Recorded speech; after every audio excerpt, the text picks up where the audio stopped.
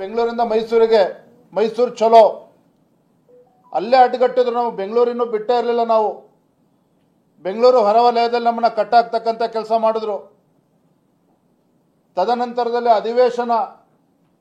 ಅಧಿವೇಶನದಲ್ಲಿ ಈ ಮೂಢ ಪ್ರಕರಣವನ್ನು ನಾವು ಕೈ ಎತ್ಕೋಬೇಕು, ಅಲ್ಲಿ ನಿಲುವಳಿ ಸೂಚನೆಯನ್ನು ಮಂಡನೆ ಮಾಡಬೇಕು ಅಂತೇಳಿ ಒತ್ತಾಯ ಮಾಡ್ತೀವಿ ಅಂಥೇಳಿ ಅಧಿವೇಶನ ಶುರುವಾಗುವ ಒಂದು ದಿನ ಮುಂಚಿತವಾಗಿ ಒನ್ ಮ್ಯಾನ್ ಎನ್ಕ್ವೈರಿ ಕಮಿಷನ್ ಅನ್ನು ಸ್ಥಾಪನೆ ಮಾಡ್ತಾರೆ. ಇದೇ ಸಿದ್ದರಾಮಯ್ಯನವರು ಮುಖ್ಯಮಂತ್ರಿಗಳು, ಕಳಂಕರಹಿತ ರಾಜಕಾರಣಿಗಳು, ಕಳಂಕರಹಿತ ಮುಖ್ಯಮಂತ್ರಿಗಳಾಗಿರುವಂಥ ಸಿದ್ದರಾಮಯ್ಯನವರು ಕಳಂಕ ಬರಬಾರ್ದು ಅನ್ನುವ ಸದುದ್ದೇಶ ದುರುದ್ದೇಶ ಎರಡನ್ನೂ ಇಟ್ಕೊಂಡು ಒನ್ ಮ್ಯಾನ್ ಎನ್ಕ್ವೈರಿ ಕಮಿಷನ್ ಅನ್ನು ಸ್ಥಾಪನೆ ಮಾಡ್ತಾರೆ. ಅಧಿವೇಶನ ಶುರುವಾಗುವ ಒಂದು ದಿನ ಮುಂಚಿತವಾಗಿ ಅಧಿವೇಶನ ಪ್ರಾರಂಭ ಆಯಿತು. ನಾವು ಮೂಢ ಬಗ್ಗೆ ಚರ್ಚೆ ಮಾಡಬೇಕು, ನಿಲುವಳಿ ಸೂಚನೆಯನ್ನು ಮಂಡನೆ ಮಾಡ್ತೀವಿ ಅಂತೇಳಿ ನಮ್ಮ ವಿರೋಧ ಪಕ್ಷದ ನಾಯಕರು ಹೇಳಿದರೆ, ಕಾನೂನು ಸಚಿವರು ಹೇಳ್ತಾರೆ ದೇರ್ ಇಸ್ ನೋ ಸ್ಕೋಪ್. ಮೈಸೂರಿನ ಮೂಢ ಪ್ರಕರಣದಲ್ಲಿ ಈಗಾಗಲೇ ರಾಜ್ಯ ಸರ್ಕಾರ ಒನ್ ಮ್ಯಾನ್ ಎನ್ಕ್ವೈರಿ ಕಮಿಷನ್ ಅನ್ನು ಸ್ಥಾಪನೆ ಮಾಡಿದೆ, ಯಾವುದೇ ಕಾರಣಕ್ಕೂ ಇದ್ರ ಬಗ್ಗೆ ಚರ್ಚೆ ಮಾಡೋದಕ್ಕೆ ಅವಕಾಶ ಇಲ್ಲ ಅಂಥೇಳಿ ಸದನವನ್ನು ಮೊಟಕುಗೊಳಿಸ್ತಕ್ಕಂಥ ಕೆಲಸ ಮಾಡಿದ್ರು. ನಾವು ಅಹೋರಾತ್ರಿ ಧರಣಿ ಮಾಡಿದ್ರು ಸಹ ಅಧಿವೇಶನವನ್ನು ಮೊಟಕುಗೊಳಿಸಿ ಪಲಾಯನವಾದವನ್ನು ರಾಜ್ಯದ ಮುಖ್ಯಮಂತ್ರಿಗಳು ಮಾಡ್ತಾರೆ. ಭಾರತೀಯ ಜನತಾ ಪಾರ್ಟಿ ಸುಮ್ಮನೆ ಕೂರಲಿಲ್ಲ. ಮಾಧ್ಯಮದವ್ರು ತಾವು ಕೂಡ ಕೇಳ್ತಾ ಇದ್ರಿ, ಏನ್ರಿ ನೀವು ಬಿಜೆಪಿಯವ್ರು ಬರೋ ಸೋಷಿಯಲ್ ಮೀಡಿಯಾದಲ್ಲಿ ಟ್ವಿಟರ್ನಲ್ಲಿ ಹೋರಾಟ ಮಾಡ್ತೀರಿ, ಯಾವುದೇ ಹೋರಾಟ ತಾರ್ಕಿಕ ಹಂತಕ್ಕೆ ತೆಗೆದುಕೊಂಡು ಹೋಗಲ್ಲ ಅನ್ನೋ ನೋವು ನಿಮಗೂ ಕೂಡ ಇತ್ತು. ಹಲವಾರು ಬಾರಿ ಪ್ರಶ್ನೆಯನ್ನು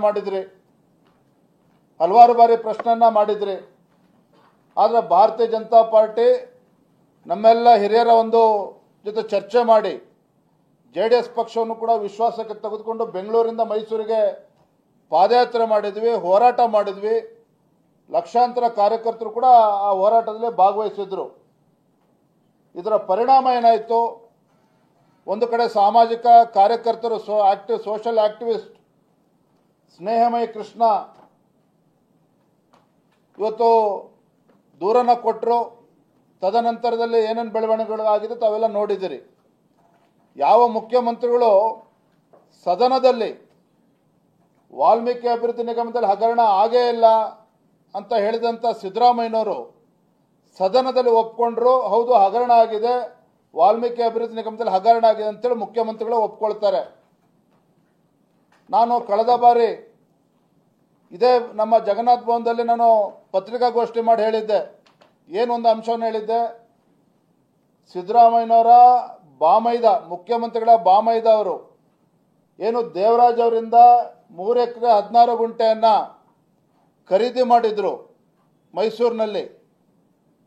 ಇದು ಕಾನೂನು ಬಾಹಿರವಾಗಿದೆ, ಅಕ್ರಮವಾಗಿ ನಡೆದಿದೆ. ಕಾರಣ ಅಂತ ಹೇಳಿದ್ರೆ, ಆ ಜಮೀನೇನು ಮುಖ್ಯಮಂತ್ರಿಗಳ ಬಾಮೈದಕ್ಕೆ ಕೊಟ್ಟಿದ್ದಾನೆ ಆ ದೇವರಾಜ್, ಅವನು ಒರಿಜಿನಲಿ ಅವನಿಗೆ he was not the title holder. ದೇವರಾಜ್ಗೆ ಜಮೀನು ಆ ಓನರ್ಶಿಪ್ ಇರಲೇ ಇಲ್ಲ ಅನ್ನುವ ಅಂಶವನ್ನು ಕೂಡ ನಾನು ಹೇಳಿದ್ದೆ.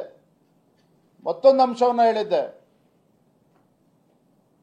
ದೇವರಾಜ ಒರಿಜಿನಲ್ ಲ್ಯಾಂಡ್ ಲಾರ್ಡ್ ಇಲ್ಲದೆ ಇರತಕ್ಕಂಥ ಸಂದರ್ಭದಲ್ಲಿ ತದನಂತರದಲ್ಲಿ ಆಗಿರ್ತಕ್ಕಂಥ ಸಬ್ಸಿಕ್ವೆಂಟ್ ಟ್ರಾನ್ಸಾಕ್ಷನ್ 14 ನಿವೇಶನಗಳು ಕೊಟ್ಟಿರ್ತಕ್ಕಂಥದ್ದು ಇರ್ಬೋದು, ಇವೆಲ್ಲವೂ ಕೂಡ ಕಾನೂನು ಬಾಹಿರ ಆಗ್ತದೆ. ದ ಡೇ ವಿಲ್ ಕಮ್, ಒಂದಿನ ಬಂದೇ ಬರ್ತದೆ, ಮುಖ್ಯಮಂತ್ರಿಗಳು ತಮ್ಮ ತಪ್ಪನ್ನು ಒಪ್ಕೊಳ್ತಾರೆ. ಕಳಂಕರಹಿತ ರಾಜಕಾರಣಿಗಳು ಮುಖ್ಯಮಂತ್ರಿಗಳಾಗಿರ್ತಕ್ಕಂಥ ಸಿದ್ದರಾಮಯ್ಯನವರು ಅಕ್ರಮ ಆಗಿದೆ ಅಂತೇಳಿ ಒಪ್ಕೊಳ್ತಕ್ಕಂಥ ಒಂದು ದಿನ ಬಂದೇ ಬರ್ತದೆ. ಈ 14 ನಿವೇಶನಗಳನ್ನು ವಾಪಸ್ಸು ಮೂಡಾಗೆ ಸರೆಂಡರ್ ಮಾಡ್ತಕ್ಕಂಥ ದಿನ ಬಂದೇ ಬರ್ತದೆ ಅನ್ನೋ ಮಾತನ್ನು ನಾನು ರಾಜ್ಯದ ಅಧ್ಯಕ್ಷನಾಗಿ ಹೇಳಿದ್ದೆ. ನಿನ್ನೆ ರಾತ್ರಿ ಬಹಳ ಮಹತ್ತರವಾಗಿರ್ತಕ್ಕಂಥ ಒಂದು ಬೆಳವಣಿಗೆ ಆಗಿದೆ. ಸಿದ್ದರಾಮಯ್ಯನವರ ಧರ್ಮಪತ್ನಿಯವರು ಮುಖ್ಯಮಂತ್ರಿಗಳ ಗಮನಕ್ಕೂ ಬರ್ದೇನೆ, ಮುಖ್ಯಮಂತ್ರಿಗಳ ಸುಪುತ್ರ ಗಮನಕ್ಕೂ ಬರ್ದೇನೆ, ಮುಖ್ಯಮಂತ್ರಿಗಳ ಅಧಿಕೃತ ನಿವಾಸದಲ್ಲೇ ಕೂತ್ಕೊಂಡು ಮೂಡಾಗೆ ಪತ್ರವನ್ನು ಬರೆದಿರ್ತಕ್ಕಂಥ ವಿಚಾರ ನಿಮಗೂ ಕೂಡ ಗಮನಕ್ಕೆ ಬಂದಿದೆ.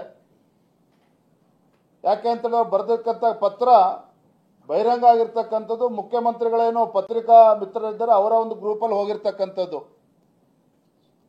ಸೊ ಅವರ ಧರ್ಮಪತ್ನಿಯವರು ಹೇಳಿದ್ದಾರೆ, ಸಿದ್ದರಾಮಯ್ಯನವರಿಗೆ ಇವತ್ತು ಕಳಂಕ ಬರಬಾರದು, ತೊಂದರೆ ಆಗಬಾರ್ದು, ಹಾಗಾಗಿ ಈ 14 ನಿವೇಶನಗಳನ್ನು ವಾಪಸ್ಸು ಮೂಡಾಗೆ ನಾನು ಕೊಡ್ತಾ ಇದ್ದೇನೆ ಅನ್ನುವ ಮಾತನ್ನು ಅವರ ಧರ್ಮಪತ್ನಿಯವರು ಹೇಳಿರ್ತಕ್ಕಂಥದ್ದು. ಇವತ್ತು ನಾನು ನಮ್ಮ ತಮ್ಮ ಮುಂದೆ ಇಡ್ತಕ್ಕಂಥ ಪ್ರಶ್ನೆ, ಇವತ್ತು ಪಾರ್ವತಿ ಸಿದ್ದರಾಮಯ್ಯನವರ ಧರ್ಮಪತ್ನಿಯವರು ಅವರಾಗೆ ಪತ್ರವನ್ನು ಬರೆದಿದ್ದಾರೋ ಮೂಡಾಗೆ ವಾಪಸ್ ಸೈಟ್ ಕೊಡ್ತೇನೆ ಅಂತೇಳಿ ಬಲವಂತವಾಗಿ ಬರೆದಿದ್ದಾರೋ ನಮಗೆ ಗೊತ್ತಿಲ್ಲ. ಆದರೆ ಒಂದಂತೂ ಇವತ್ತು ರುಜುವಾತಾಗಿದೆ, ಯಾವ ಮುಖ್ಯಮಂತ್ರಿಗಳು ಸಿದ್ದರಾಮಯ್ಯನವರು